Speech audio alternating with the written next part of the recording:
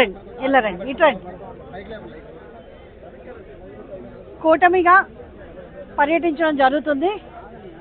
ఒక కుటుంబంలో అందరూ కలిసి పనిచేయడం జరుగుతుంది. ఎందుకంటే అందరికీ కూడా ఒకే ఒక్క గోల్ ఏంటంటే ఈ అక్రమ ప్రభుత్వాన్ని, అన్యాయ ప్రభుత్వాన్ని, అలాగే ఈ దుర్మార్గపు ప్రభుత్వాన్ని ఇంటికి సాగనంపడానికి అందరం కలిసి పనిచేస్తున్నాం. అలాగే ఈ 3 రోజుల పర్యటన చాలా ప్రజలు బ్రహ్మరథం పడడం జరిగింది, చాలా బాగా జరిగింది. అండ్ ఇక్కడ ఉన్న సమస్యలు చూస్తే పోలవరం ప్రాజెక్టు ఇప్పుడు వెనక్కి వెళ్ళిపోయిన పరిస్థితి చూస్తున్నాము. ఎందుకంటే ఈ పాటికి 3 సంవత్సరాల కిందటే ప్రాజెక్ట్ కంప్లీట్ అవ్వాల్సిన పరిస్థితి, కానీ కంప్లీట్ కాలేదు. అట్ ద సేమ్ టైమ్ నిర్వాసితుల సమస్యలు కూడా ఏ ఒక్కటి తీరని పరిస్థితి చూస్తున్నాము.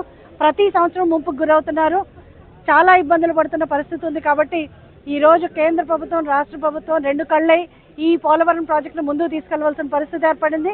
ఖచ్చితంగా పోలవరం ప్రాజెక్ట్ కంప్లీట్ అవడమే కాకుండా ఇక్కడున్న నిర్వాసితులందరికీ కూడా న్యాయం జరిపించడానికి మేమందరం కలిసికట్టుగా పోరాడడానికి సిద్ధమవుతున్నాం. అదే కాదు, రెండోది ఏంటంటే ఇక్కడున్న సమస్యలు కూడా ముంపు ప్రాంతాలు కాకపోయినా కూడా ఇళ్ళు సమస్యలు ఉన్నాయి, మంచినీరు సమస్య ఉంది. అండ్ ఇక్కడున్న సమస్యలు చూస్తే వర్ణనాతీతంగా ఉన్నారు ప్రజలు. సో ప్రతి సమస్యను కూడా పర్సనల్గా టేకప్ చేసి ముందుకు తీసుకెళ్ళడానికి మేమంతా కూడా ఒక మేనిఫెస్టోని రూపొందించుకుని ఈ 4 మండలాలకి ప్రత్యేకమైన మేనిఫెస్టో తోటి ముందుకు వెళ్ళడానికి సిద్ధమవుతున్నాం. ప్రజలు కూడా ఈ ప్రభుత్వంతో విసిగి వేసారిపోయారు కాబట్టి ఖచ్చితంగా కూటమి అభ్యర్థుల్ని ఆశీర్వదిస్తారని చెప్పి నేను ఆశిస్తున్నాను. మీ అందరికీ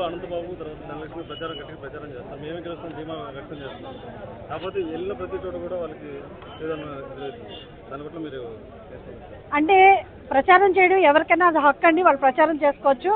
కానీ ఎప్పుడైనా ప్రచారానికి వచ్చినప్పుడు, ఇప్పుడు చంద్రబాబు నాయుడు గారు ఇంతకుముందు ప్రచారం చేసినప్పుడు ఆయన ఏం చేశారో చెప్తారు.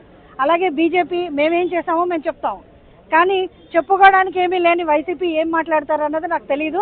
వాళ్ళు వచ్చి ప్రజలకి ఏం సమాధానం చెప్పాలి ప్రత్యేకంగా. ఎందుకంటే ఈ 5 సంవత్సరాలుగా ఎన్నిసార్లు వచ్చారు. ఫర్ ఎగ్జాంపుల్ మీ అందరికీ తెలుసు, 14 నుంచి 19 వరకు నేను ఈరోజు ధైర్యంగా మాట్లాడగలుగుతున్నా అంటే నేను ఎన్నిసార్లు వచ్చానో మీ అందరికీ తెలుసు. అట్ ద సేమ్ టైం ఇప్పుడున్న ఎంపీ కూడా ఎన్నిసార్లు వచ్చిందో నేను అడగక్కర్లేదు, మీకు కూడా తెలుసు. ఎందుకంటే ఇప్పుడున్న ప్రజాప్రతినిధులు ఎవరైతే ఉన్నారో వాళ్ళు ఓన్లీ రబ్బర్ స్టాంప్గా ఉన్నారు, కానీ ఎవరు కూడా ప్రజలు సమస్యలను పట్టించుకోవడం కానీ వాళ్ళకి విధులు ఏంటి అన్న విషయం కూడా అవగాహన లేని పరిస్థితి ఈరోజు చూస్తున్నాము. కాబట్టి ప్రజల్లోకి వెళ్ళే హక్కు అందరికీ ఉంది, కానీ ప్రజల నుంచి ఓటు అడిగే హక్కు ఎంతమందికి ఉంటుందో మీరే ఆలోచించుకోవాలి. ఎందుకంటే ప్రజలు కూడా డిసైడ్ అయిపోయారు. ఈరోజు ప్రజలు కూడా చాలా మౌనంగా ఉన్నారు, చాలామంది మౌనంగా ఉన్నారు, చాలామంది తిరగబడుతున్నారు కూడా. మౌనంగా ఉన్నారంటే అది అంగీకారం కాదు. ఆ మౌనం డెఫినెట్గా ఎలక్షన్ కోసం ఎదురు చూస్తున్నారు. ఎప్పుడెప్పుడు ఓటేద్దామా, ఎప్పుడెప్పుడు ఈ దుర్మార్గ ప్రభుత్వాన్ని ఇంటికి సాగనంపుదామని ప్రజలైతే సిద్ధంగా ఉన్నారని నేను భావిస్తున్నాను. ఇటీవల కాలంలో కుమార్ మండలం కూతురు గ్రామంలో గిరిజన యువకులపై దాడి చేశారు. దాడి చేసిన క్రమంలో కూడా అసలు దాని మీద ఎటువంటి స్పందన కావాలి? దాని మీద నేను ఈసీకి ఆల్రెడీ కంప్లైంట్ పెట్టానండి. నేను కూడా ఇష్యూ టేకప్ చేశాను. ఎందుకంటే ఇది ఎలక్షన్ కోడ్ ఉన్న సమయం. ఈ కోడ్ ఉన్న సమయంలో ఎలక్షన్ కమిషనే దాని మీద చర్యలు తీసుకోవాలి. కాబట్టి ఇక్కడ జరుగుతున్న ఒక అక్యూజ్డ్, మర్డర్ కేసులో అక్యూజ్డ్, ఆయన ప్రజల్ని ఎలా భయభ్రాంతులు చేస్తున్నారు అన్న దాని మీద నేను ఆల్రెడీ ఎలక్షన్ కమిషన్కి, సెంట్రల్ ఎలక్షన్ కమిషన్కి నేను ఫిర్యాదు చేయడం జరిగింది. Thank you.